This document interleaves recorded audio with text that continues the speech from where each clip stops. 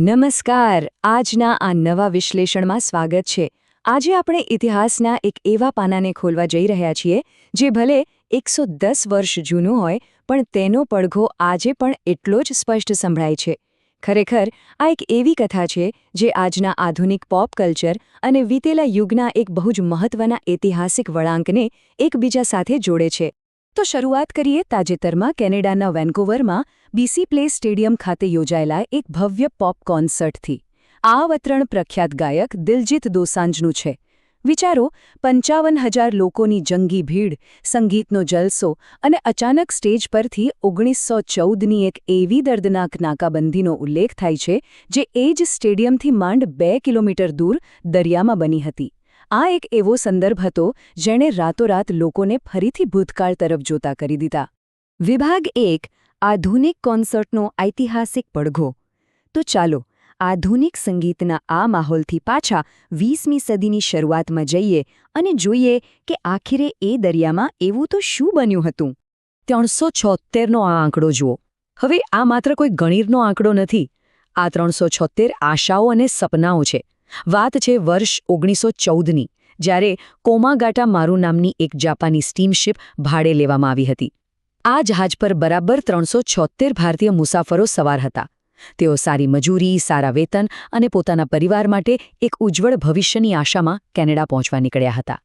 મુસાફરોની વસ્તી વિશેની આ માહિતી ખરેખર રસપ્રદ છે. આ 376 લોકોમાંથી 340 શીખ, 24 મુસ્લિમ અને 12 હિન્દુ મુસાફરો હતા. તેઓ મોટાભાગે ખેડૂતો, બ્રિટિશ લશ્કરના પૂર્વ સૈનિકો અને મહેનતુ મજૂરો હતા. નોંધવા જેવી વાત તો એ છે કે ધાર્મિક પૃષ્ઠભૂમિ અલગ અલગ હોવા છતાં આ લાંબી અને અજાણી સફરમાં તેઓ એકબીજા સાથે એકદમ પરિવારની જેમ જોડાયેલા હતા. વિભાગ 2. સતત મુસાફરી નિયમન. હવે સવાલ એ થાય કે આ આશાથી ભરેલા જહાજને શા માટે રોકવામાં આવ્યું? આ માટે આપણે એ સમયના કેનેડિયન કાયદાને સમજવો જ પડે. આ વ્યાખ્યા બહુ જ અગત્યની છે. આ છે 1908નો સતત મુસાફરી નિયમન, યાની કે કન્ટિન્યુઅસ જર્ની રેગ્યુલેશન. આ કાયદા મુજબ કોઈપણ ઇમિગ્રન્ટે પોતાના દેશથી કેનેડા સુધી વચમાં ક્યાંય પણ રોકાયા વિના સીધી સળંગ મુસાફરી કરવી પડતી. હકીકતમાં 1907ના એશિયન વિરોધી રમખાણો પછી આ કાયદો ખાસ કરીને ભારતીય, ચીની અને જાપાની લોકોને રોકવા માટે જ બનાવવામાં આવ્યો હતો, કારણ કે એ જમાનામાં ભારતથી કેનેડા સુધી કોઈ રોકાણ વિના સીધી મુસાફરી કરવી પ્રેક્ટિકલી અશક્ય જ હતી. પણ હા, નવેમ્બર 1913માં પરિસ્થિતિમાં થોડો જાદુઈ બદલાવ આવ્યો. કેનેડિયન સુપ્રીમ કોર્ટે 35 ભારતીય મુસાફરોને દેશમાં પ્રવેશવાની કાનૂની મંજૂરી આપી દીધી.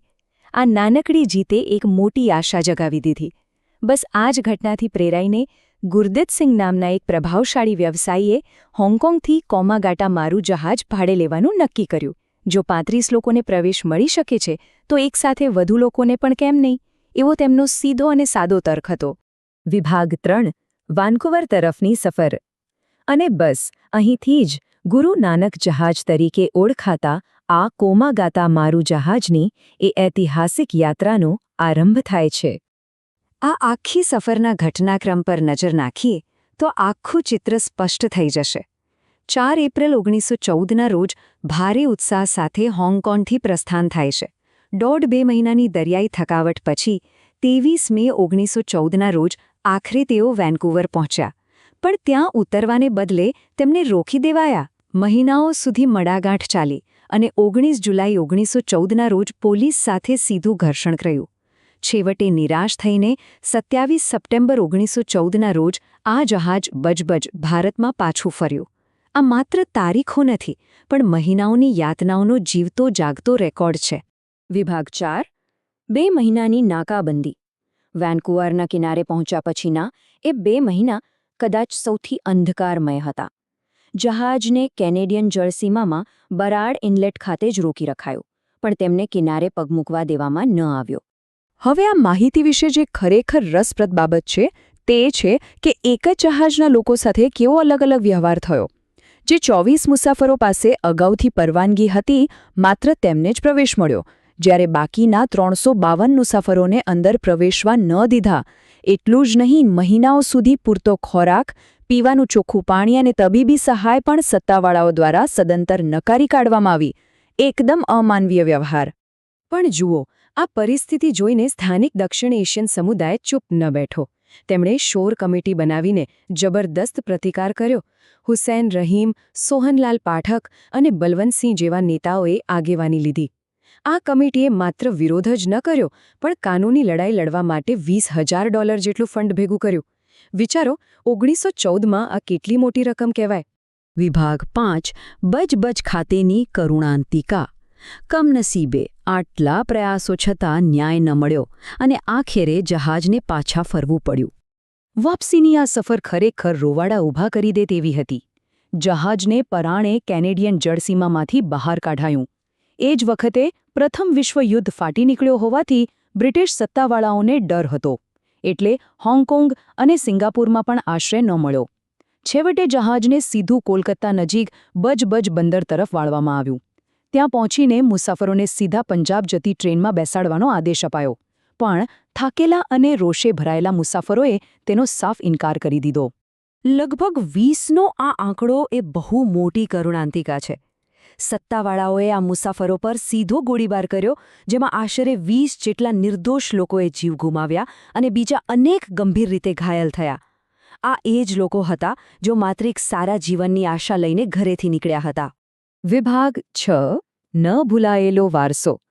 ચાલો હવે આ વિશ્લેષણના અંતિમ ભાગ તરફ આગળ વધીએ. આ કોઈ સામાન્ય ઘટના નહોતી. તેની ઐતિહાસિક અસરો બહુ જ વ્યાપક હતી. અને આ બાબત બહુ જ સુંદર રીતે દર્શાવે છે કે બ્રિટિશ શાસનનો વિરોધાભાસ કેટલો મોટો હતો. એક તરફ પ્રથમ વિશ્વયુદ્ધમાં ભારતીયો પાસેથી બ્રિટિશ સામ્રાજ્ય માટે લડવાની અને જીવ આપવાની અપેક્ષા રખાતી હતી. અને બીજી તરફ જ્યારે એ જ લોકો કેનેડા જેવી અન્ય બ્રિટિશ વસાહતોમાં જવા માંગતા હતા, ત્યારે તેમને સમાન અધિકારો નકારવામાં આવતા. આ સ્પષ્ટ ભેદભાવે ખરેખર ઘણાની આંખો ખોલી નાખી. એટલે જ આ ઘટના એક મોટી ચિનગારી બની ગઈ. આ અન્યાય ગદર પાર્ટી અને બ્રિટિશ શાસન સામેની સશસ્ત્ર ક્રાંતિને પ્રચંડ વેગ આપ્યો. રસપ્રદ વાત એ છે કે એક સદી પછી છેક 2016માં કેનેડાના વડાપ્રધાન જસ્ટિન ટ્રુડોએ હાઉસ ઓફ કોમન્સમાં આ ઐતિહાસિક અન્યાય માટે ઔપચારિક રીતે માફી માંગી. આજે આ ઘટનાની યાદમાં કેનેડામાં સ્મારક ટપાલ ટિકિટ અને ભારતમાં $500નો ખાસ સિક્કો પણ બહાર પાડવામાં આવ્યો છે. આ આખી સફર આપણને એક બહુ જ ગહેન વિચાર સાથે છોડી જાય છે. આપણા વહેંચાયેલા ઇતિહાસના આવા અંધકારમય પ્રકરણોને ઓળખવાથી આજે સમાનતા અને ન્યાયની આપણી શોધ કેવી રીતે આકાર લે છે. ઇતિહાસ માત્ર વાંચવા પૂરતો નથી હોતો, ખરું ને? તે ભવિષ્યને વધુ સમાન અને ન્યાયી બનાવવા માટેનો એક અગત્યનો બોધપાઠ છે.